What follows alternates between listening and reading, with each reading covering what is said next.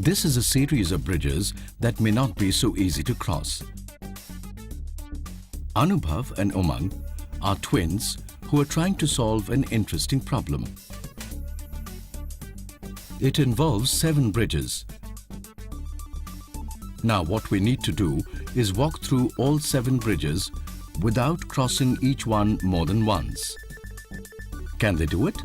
Wondering what all this has to do with maths? Well, this is a classical problem known as the bridges of Königsberg, and it opened up a whole new area of mathematics.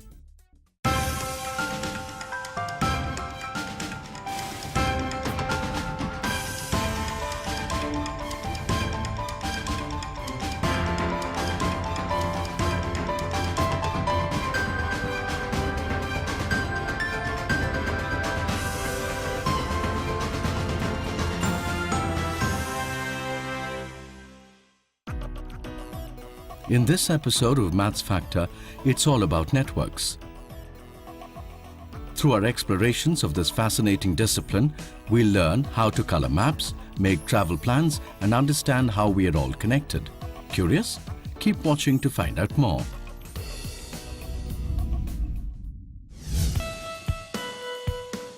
Back to our twins who are still flummoxed by these bridges and how to cross them without retracing their steps. Now, much like Anubhav and Umang, the citizens of Königsberg used to spend Sunday afternoons trying to devise a way in which they could walk around the city, crossing each of the 7 bridges only once. Now, where is Königsberg? Well, it used to be a city in Prussia. It is today known as Kaliningrad and is located in modern-day Russia. Königsberg was founded in 1254. By the Middle Ages, it had become an important trading center. Some of this can be attributed to its strategic location on the river Pregel. With such a healthy economy, the locals were able to build 7 bridges across the river.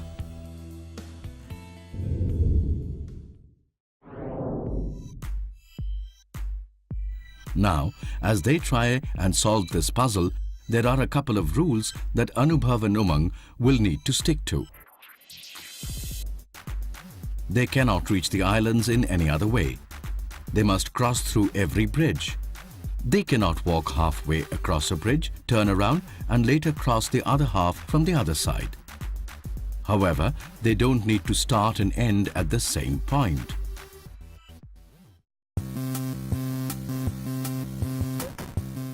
First off, Anubhav gives it a shot. Not as easy as it looks. Let's pause and take a closer look at Anubhav's route.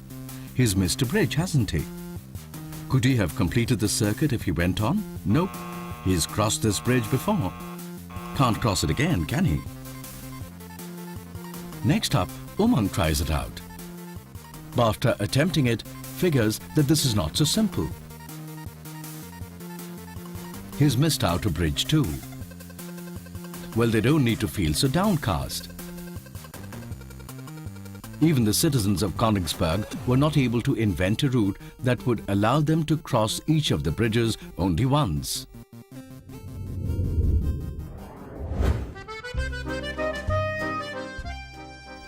In fact, they were so puzzled that the mayor of Danzig, Karl Eller, wrote to famous Swiss mathematician Leonhard Euler for help. He asked Euler if he could come up with a solution to this problem. In their correspondence, we find this extract.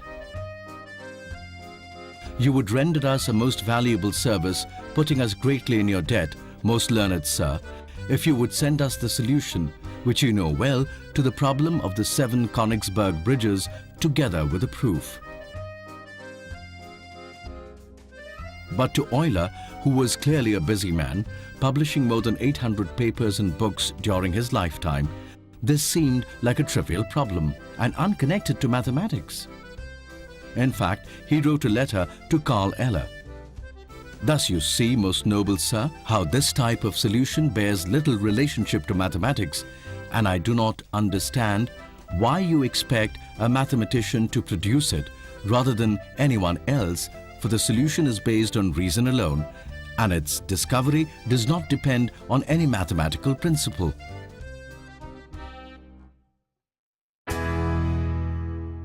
So Euler wrote off the problem as having little connect with mathematics. And was that the end of our story? Of course not. The idea continued to perplex Euler, and he started playing around with a bunch of ideas. He studied the bridges and he tried to work out a way of reaching an answer. The first conclusion he came to is that the route inside each landmass is not important. He realized that the only thing that mattered was the sequence of bridges crossed. Now, to simplify the problem, he looked at the bridges like this. Let us name each land body. So A lies to the north, B to the south, C is an island, and D is part of the peninsula. So the twins and the citizens of Königsberg need to cross each of the 7 bridges just once.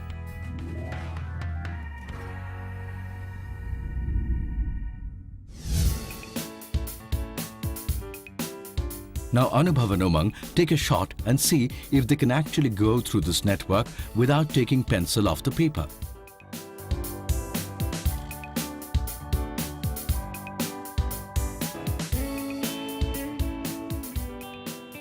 With little success, they decide to explore a little further to see if all graphs are as difficult. They wonder if other graphs like these would work differently. The first one keeps quite simple. So does the second. So what was the difference?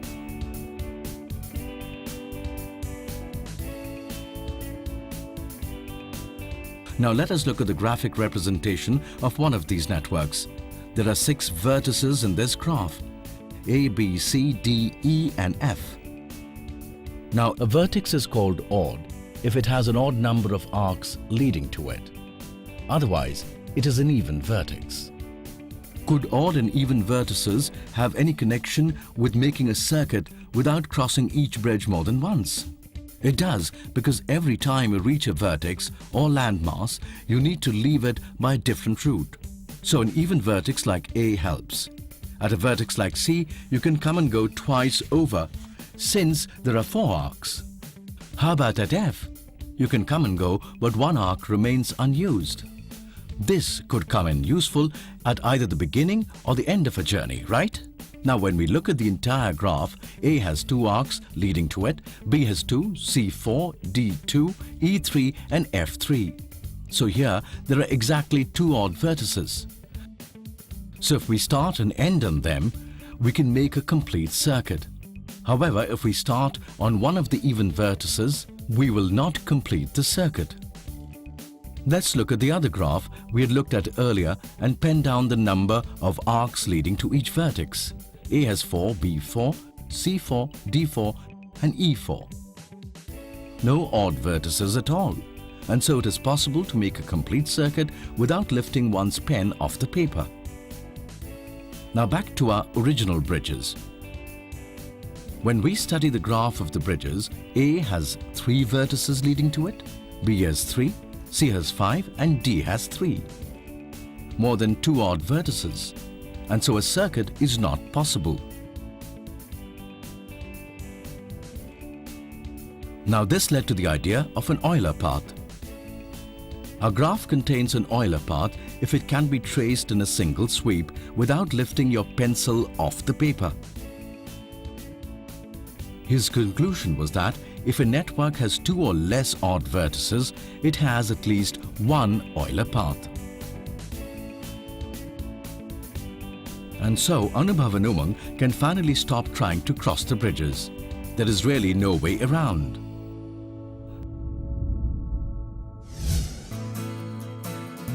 We have just finished exploring a classical problem called the 7 bridges of Königsberg. Now, the significance of this problem, besides being a fascinating mathematical puzzle, is that it laid the foundations for a whole new area of mathematics called graph or network theory. What's the big deal, you may think? Crossing bridges, playing kids' games with pencil and paper? But networks power much of our life today. Which is why Facebook and Google are such powerful companies at creating global connections. Graphs and networks are also immeasurably useful in plotting out shipping and air networks, electricity and water supply networks, delivery of goods, postal services. Our list could go on. Now, I'm going to talk about two other interesting problems that connect with network theory. The answer for one is complex and the other doesn't really have an answer yet. But they both demonstrate the fascinating range of issues that mathematics can cover. Our first problem starts off with an over-enthusiastic Punjabi family who lives in Patiala. There is a wedding in the family and they are planning a nationwide sari shopping trip that will cover Varanasi, Srinagar, Jaipur, Bhubaneswar, Gandhinagar, Kolkata and Chennai.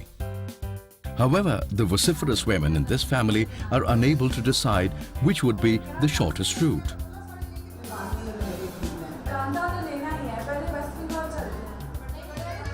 Now, can they use network theory to work out a solution?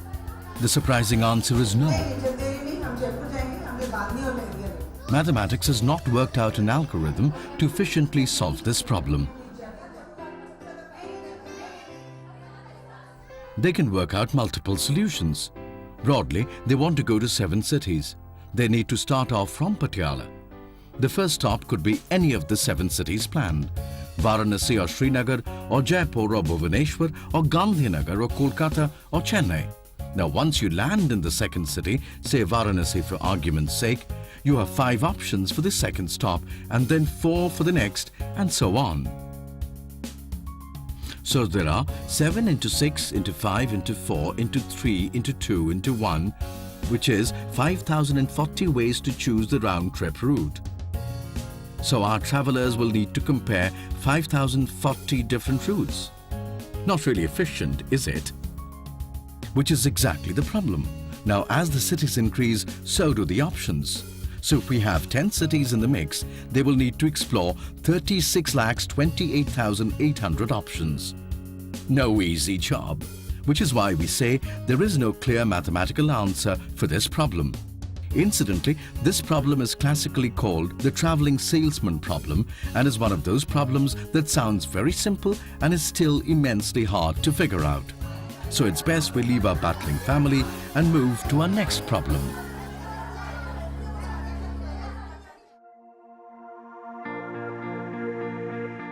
On to the second problem, which is all about maps. It starts off with a young student called Francis Guthrie, who was a student at University College London in 1852. Now, when we colour a map, it is customary to give different colours to any two countries that have a segment of their boundaries in common.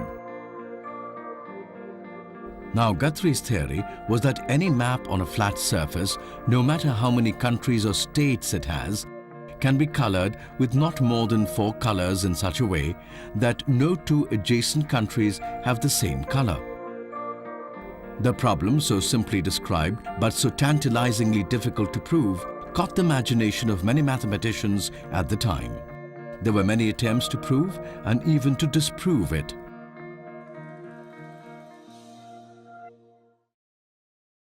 Now let's move to an antique map shop belonging to Professor Soni, who is fascinated with this concept. His curiosity is piqued and he has decided to try his hand at seeing how this idea works.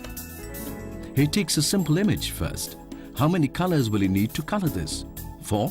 Not really. You could do it this way with just 2, right? He moves on to a slightly more complicated one. How many colors will he need for this one? 3. Like this.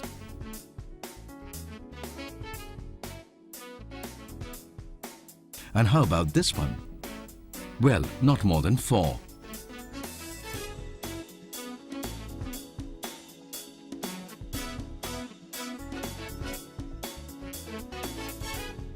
Now let's look at a map. Professor Soni has chosen one with many states bordering one another. And yes, it can be colored with just 4 colors. So is the premise true, or has Professor Soni just not found an exception to the rule?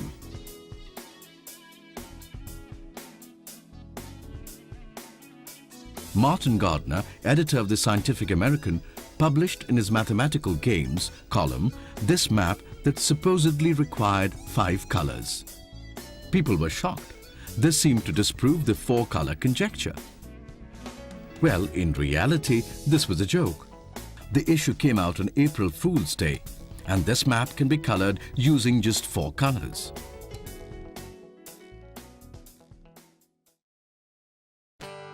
Finally, in 1976, 2 men called Kenneth Apple and Wolfgang Haken announced that using computers they had managed to produce a proof of this conjecture. The two started off by creating an unavoidable set of 1,936 different configurations, all of which they proved could be colored with 4 or less colors. And then they established that these formed a part of every map. It was the first mathematical theorem to be proved with the help of a computer and aroused much controversy, but at least managed to lay this mathematical ghost to rest. We are today exploring the world of networks that surround us. Networks are nothing but collection of links which combine with specific rules and behavior almost as if they were alive. How the evolution and concentration of constantly changing connections occurs is the subject of a whole discipline called network theory. Sounds complicated? Do you want to Google it? Well, coincidentally, that's how Google works. Let me try and tell you in a simple fashion. Google sees the internet as a giant graph. Each web page is a node, and 2 pages are joined by an edge if there is a link from one page to another. It's good to realize that the edges in the internet graph have a direction.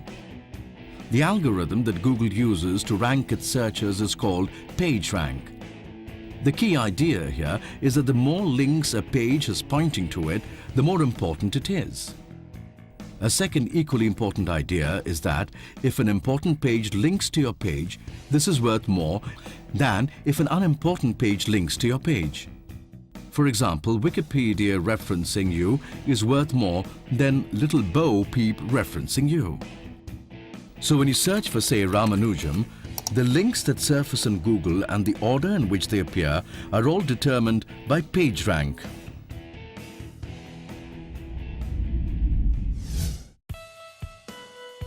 Now let's move away a little bit and see how network theory can map our lives, our friends, our relationships. Have you heard of 6 degrees of separation? It's a theory that everyone in the world is connected to everyone else through a chain of acquaintances that has not more than 6 links. In 1967, a psychologist called Stanley Milgram tried an interesting experiment to prove this. He selected a group of random people living in the states of Nebraska and Kansas in the American Midwest.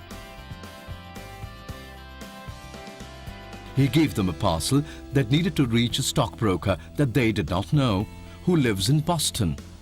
So how would they reach it to him? Each of them would need to send the parcel to someone they knew on a first-name basis. Now, if the recipient knew the intended person, they would send the packet to the final recipient. If not, they would choose a contact they knew on a first-name basis to get the parcel closer to the final recipient. A tracker postcard was also mailed to Milgram so that he could keep tabs on the chain's progression. One would imagine that the chain could go endlessly, but the first parcel reached our stockbroker in 2 hops, and Milgram figured that most people could reach the target in 6 or less links. This idea of Milgram was known as the small world experiment, and truly feels like a small world if the network that connects us to the whole world would have only 6 links.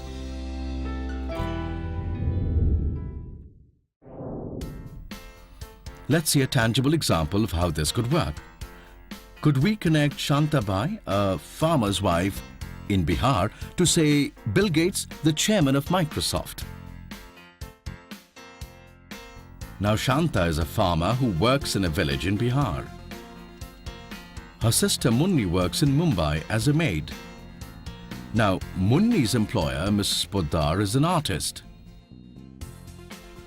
Her neighbor Pradeep loves gardening. Pradeep's son studies in Delhi University. His best friend Ambuja is packing to leave for the US, where she's been offered a job at Microsoft. Bill Gates is the founder of Microsoft. And they all connect with just 6 degrees of separation. Now, many people doubted Milgram's findings, believing that a sample of just 300 was too small, that it was not random enough. In 2001, Duncan Watts, a professor at Columbia University, tried to recreate Milgram's experiment on the internet using an email instead of a package. The findings were very, very consistent with Milgram's. Facebook did the same experiment with a slightly larger sample. 721 million Facebook users, more than 1/10 of the world's population. In 2008, they figured that there were 5.28 hops between any two people in the world. By 2011, this had shortened to 4.7. Which makes us realize that it is a small world after all, if we just stop to think about it.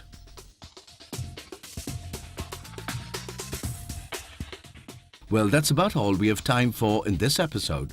It has been a fascinating journey to see how networks pervade our life today. The brain is a network of neurons. Organizations are people networks. The global economy is a network of national economies. Food webs, ecosystems, and the internet can all be represented as networks. I think we're networked out for today, but keep watching the Maths Factor for more fun and fascinating forays into the world of maths.